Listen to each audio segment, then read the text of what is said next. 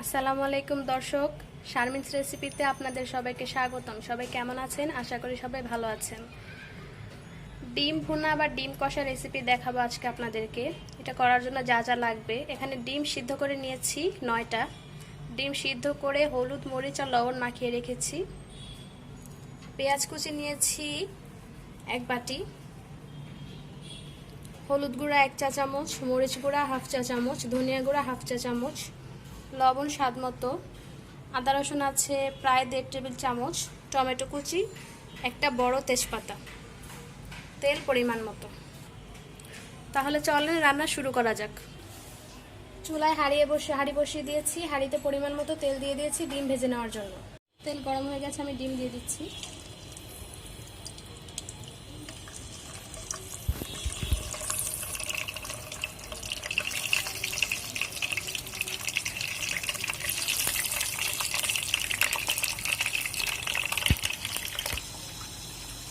দর্শক, আমার ডিমগুলো হালকা ভাজা হয়ে গেছে, তো উঠিয়ে নেব।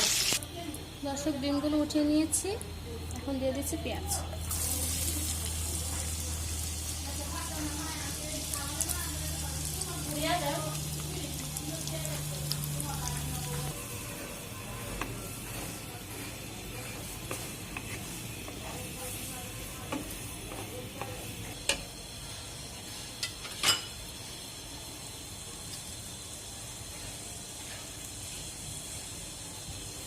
দিয়ে দিচ্ছি লবণ,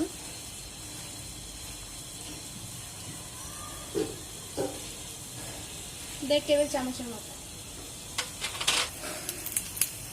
দিয়ে দিচ্ছি তেজপাতা। এখন পেঁয়াজটা হালকা বাদামি হওয়া পর্যন্ত অপেক্ষা করতে হবে।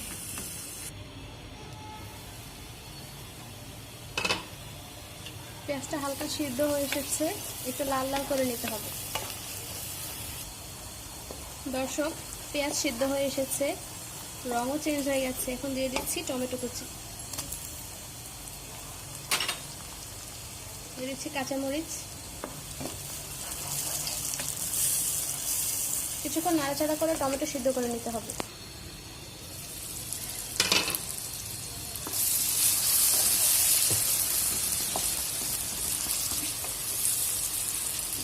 পেঁয়াজ আরো ভাজা ভাজা হয়ে গেছে, টমেটো সিদ্ধ হয়ে গেছে। এখন এই পর্যায়ে দিয়ে দিব হালকা পরিমাণ একটু পানি।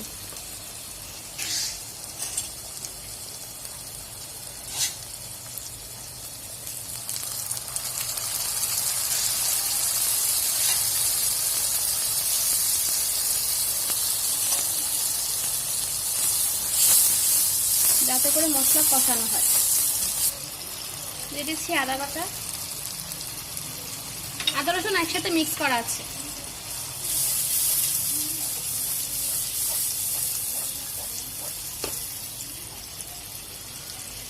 হলুদ, মরিচ, ধনিয়া গুঁড়া,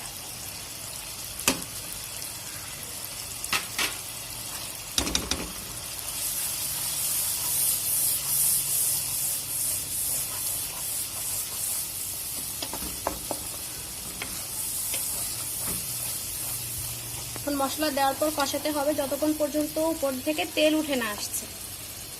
ঢাকনা দিয়ে ঢেকে দিতে হবে।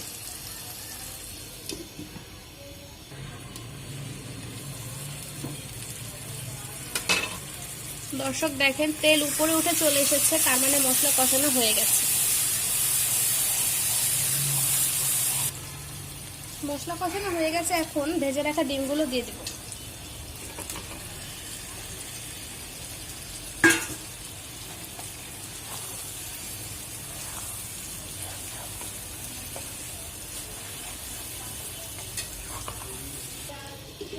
ঢেকে রাখবো 2 মিনিট।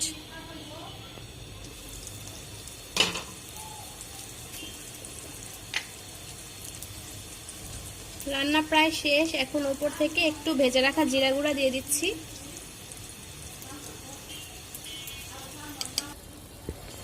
দর্শক, তৈরি হয়ে গেছে আমার ডিম ভুনা বা ডিম কষা। দর্শক, আমার রেসিপিটি যদি আপনাদের ভালো লেগে থাকে তাহলে like, comment, share and subscribe করবেন।